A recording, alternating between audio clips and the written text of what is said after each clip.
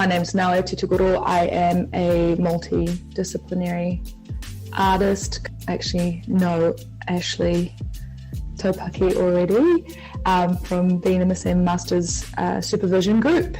And I just thought maybe if you could give a little intro as well. My name's Ashley Taupaki. I'm a sculptor, but I also write, take photos, I draw, all that kind of stuff. I grew up in West Auckland, so in Ranui, and now I'm in Wellington. Can you tell us a little bit about your creative process during that residency? Yeah. So because I moved down to Wellington, I originally planned to make sculptures according to what my Samoa nana said about plants in Samoa. Yeah, but I couldn't make sculptures because I wasn't at home and didn't have the resources, so I changed that to a drawing practice and poetry.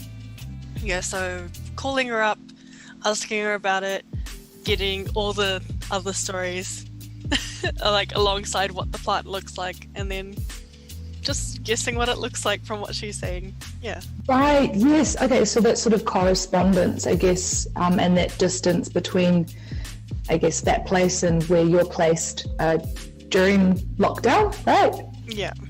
When your fellowship residency is eventually launched online, what would you like people to take away from the work?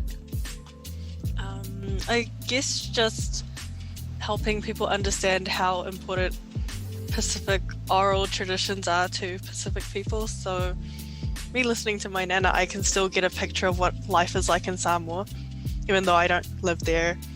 I don't know any of the plants that she's talking about, but just the way that she speaks about it is special. So putting that across to people.